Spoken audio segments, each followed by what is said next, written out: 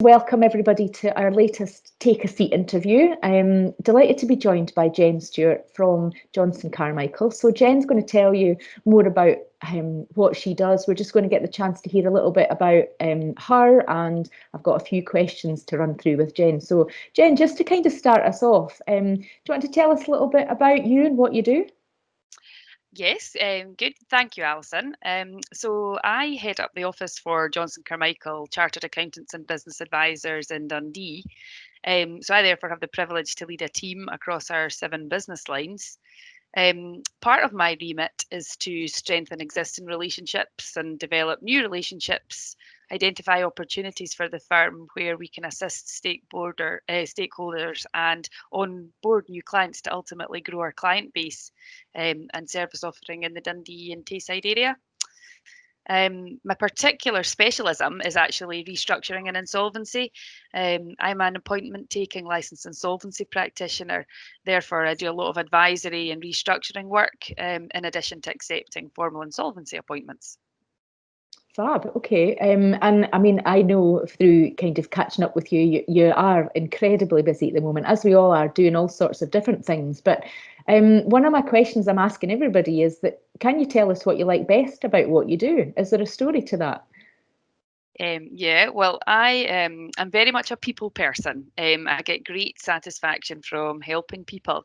And often, actually, in my restructuring role, people can view an insolvency practitioner as the advisor of last resort, when actually we should be the advisor of first choice. Because the earlier an individual or business takes advice, then the more options there are.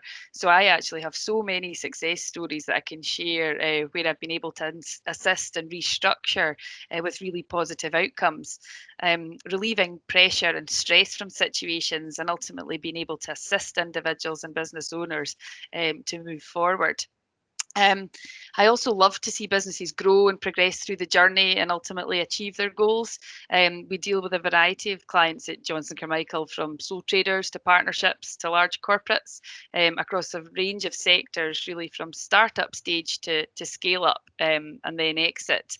But in particular, I like a client win. There's nothing better than if you have been working hard on a proposal and you engage the client at the end. There's a good buzz from that. Fab. Um, what's your favourite thing about Dundee and Angus?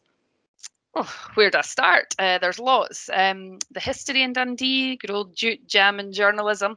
I think as a child, I always used to get the Beano annual, so it's great to actually now be working in a city where that all originated from. Culture, I'm a big fan of the V&A.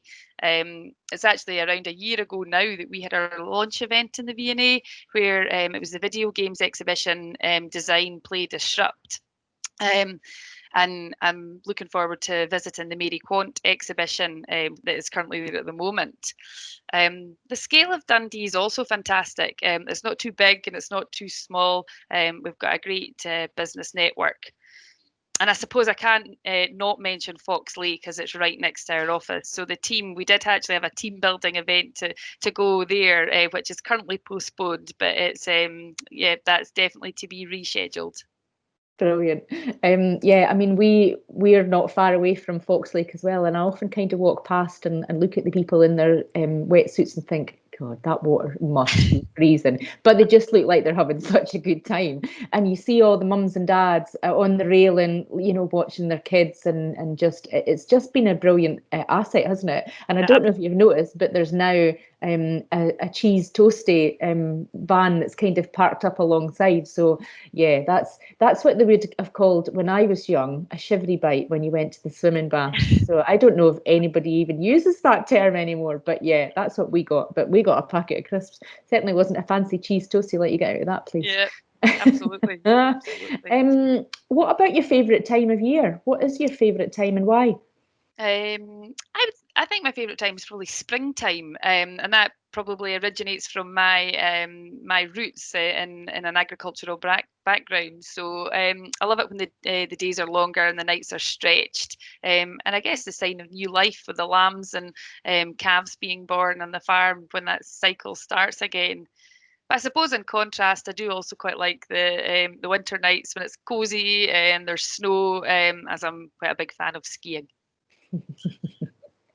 And we're not in full-blown lockdown at the moment, touching wood and all of that, as you know, we're beginning to kind of go back into some local restrictions. But what's the thing that you're missing most about what's going on?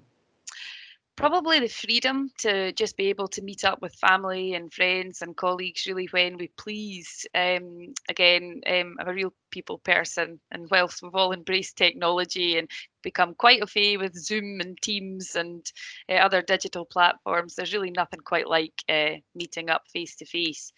And also maybe a shopping trip followed by a spaddy and a glass of fizz. That all sounds really good.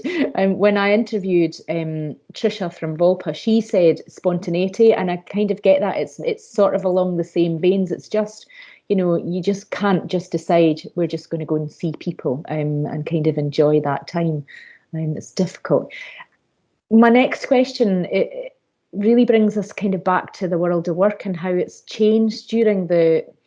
I mean, when we started to talk to people at the start of the COVID crisis, it felt like we were, this is going to be 12 weeks, and you know, and then we're going to be back to normal. That's just obviously not going to be the case. So, how has your work changed, and what does the future and next year look like? Well, our work has been the same, and we've really embraced technology quite well. We were already very well on a pathway towards being entirely digital as a firm, and our IT teams did an absolutely incredible job to ensure that really the circa 750 of us could all work remotely in a very short timescale. Our client service remained the same, albeit the delivery's been different. Instead of physical client meetings, it's basically everything's been converted to digital. We really have embraced the flexible working in the truest sense, and that really has been a catalyst for tech revolution, digital interactions. And there's really a real sense of community among businesses. We've found alternative and innovative ways to build and maintain our networks by having webinars and seminars all digitally. Um, and I suppose the future for us is continuing to be trusted advisors, helping businesses to recover their revenue, rebuild operations, rethink strategies, structure to build resilience, and to continue to accelerate the adoption of digital solutions. When we're more freely able to be moving out and about, what's on your lockdown escape bucket list? Well, I have always wanted to go on a ranch holiday to Colorado. So again, that must just be my roots coming out in me there. But no, I've always wanted to go across there. Many years ago, I worked for Hewlett Packard, and their base was in Colorado, and I just loved that. So I would love to go there, and I could maybe get a bit of family skiing in at the same time. If you had a message for people out there about the things you've learned yourself about the world of work and business, what would it be? Well, there's nothing like a crisis to unite people. Innovation and leadership are key ingredients to navigate through turbulent times. Mm-hmm. And how do people get in touch with you if they want to chat? So I am always at the end of a phone or email, regular social media user as well. So LinkedIn message as well.